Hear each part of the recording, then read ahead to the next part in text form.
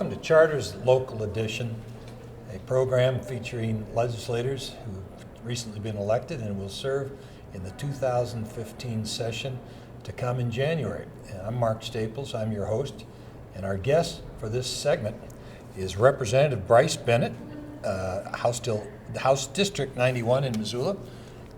Congratulations, you were within the last couple hours elected as the Senate Minority or House Minority Whip. Congratulations. Thank you. Quite an achievement in just your third term. Yeah. It comes fast now with term limits, doesn't it? Absolutely. Tell us a little about Bryce. What's your background? You serving in Missoula. Are you from Missoula? No, I'm a fifth generation Montanan. I was born in Billings. I grew up in a little town called Hysham, east of that. So I had a friend who spent some time in the Hysham Hooskow. Yeah. Okay. We wrote a song about it. Yeah. Yeah, very, very small town. So when we moved over as a family to Missoula, it was quite a change of pace. But I've lived there for about 15 years now, maybe up to 20. And it's been an incredible place. Went to the university? Went to the University of Montana.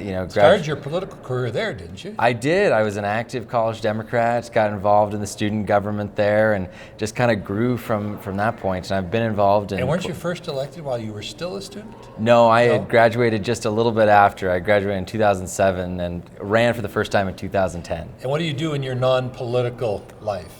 I don't know that I have a non-political life because really? I work in political organizing, and I work for a nonprofit in Missoula that works on educating and empowering the next generation of civic leaders. So we do whatever we can to make sure that students and young people have the skills to make change in their world here in Montana. Okay, so you're now the House Minority Whip, one of three. One of three, yeah. And what's your job? What is that job? What are you supposed to do as the House Minority Whip? Well, besides whip people you're supposed to whip them into shape, more or less. Well, right? That's the traditional thing that people think of when they think of a whip, but that's a very small part of the job. We just want to work to empower our folks to make sure that they can be the best legislators they can possibly be. And we've got a lot of freshmen this time around in our new class in the House, so I want to make sure that they have all the skills that they need so they can get bills passed and get things done for their districts back at home. So I've followed your career. You've been active since you got here. Well, now you're in leadership. Yeah. So what is the Democratic caucus in the House of Representatives of the Montana Senate, or the Montana Legislature 2015? What are you hoping to accomplish? Give me your top three list. I have voting rights, higher education funding, and privacy. So let's start with voting rights. Do you think they're imperiled, or are there some initiatives that I know there was one on the ballot? Yeah. To get away from same-day registration. That was soundly defeated. Absolutely. So what are you concerned about in the legislature? Sure. Well, we've had some consistent attacks on our right to vote here in Montana, and the great part about our Constitution is that it's a constitutional right here in our state. So it's really unfortunate when we see a lot of efforts to put up roadblocks or put up barriers or try to make it more difficult for people to exercise their right to vote, whether it's trying to limit the kind of IDs you can have, whether it's limiting the opportunities you have to go to the polls, much like the ballot referendum that was just defeated, or any other attempt to try to take away people's existing voting rights. We really want to push back so on that. So you're going to play defense in that. You got anything offensive? We got a little bit of offense. Obviously, we want to make sure that we can try to expand people's ability to vote. And one of the things that we've been pushing for a while that I really want to see done is online voter registration. So no matter where you are, if you've got an internet connection, you can register and be ready to vote in the upcoming election. We should make it easier and more accessible to everybody, I think. Okay.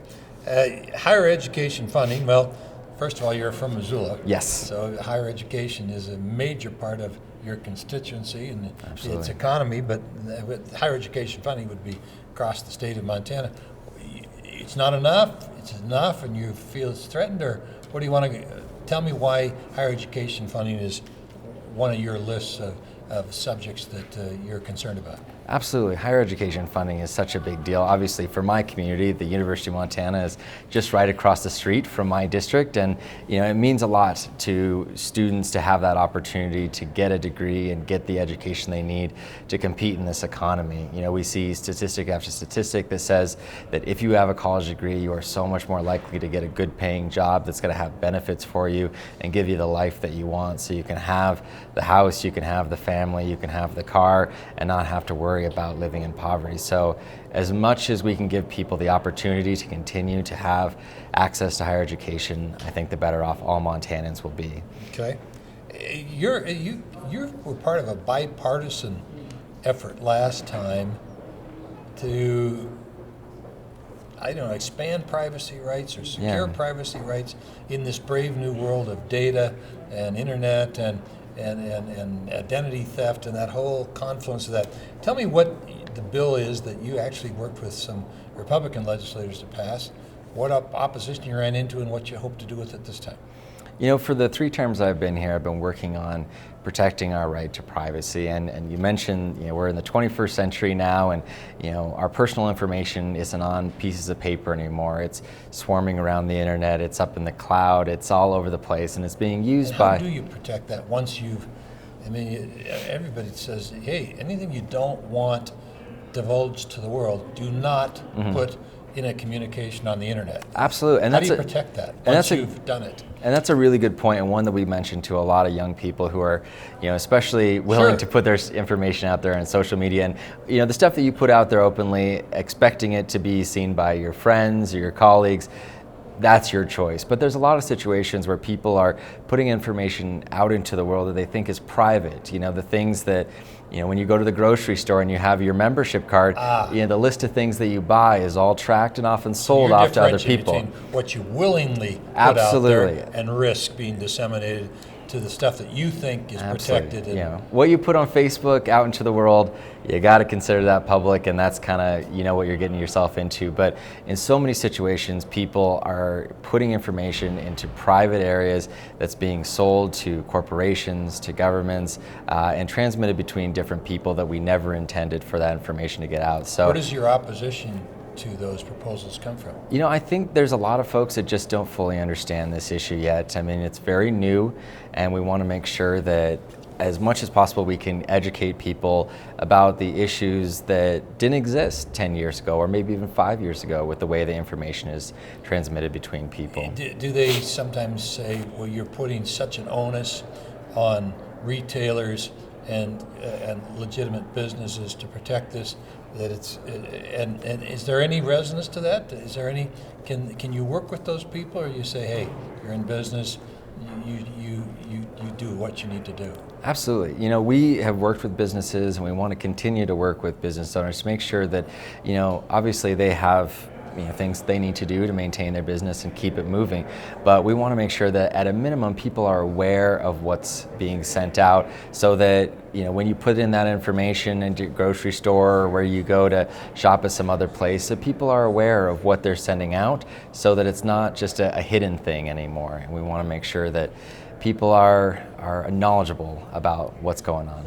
Well, I appreciate you coming by. Are you a little on cloud 9 with your victory today, or were you hopeful that you were going to get there and already anticipated it's got to be exciting for you?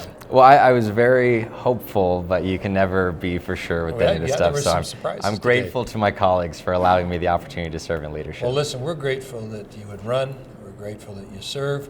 That's not being partisan on our part at all. I just really appreciate, and I know Charter does, the people that are willing to take the time and the sacrifice to come to Helena and serve, and the interim committees and the drive, and then the 12-hour days and Saturdays. And I don't think the public knows quite what goes into this. They think it's all an ego trip, and it's not a bit. There's a lot of hard work. So we appreciate very much.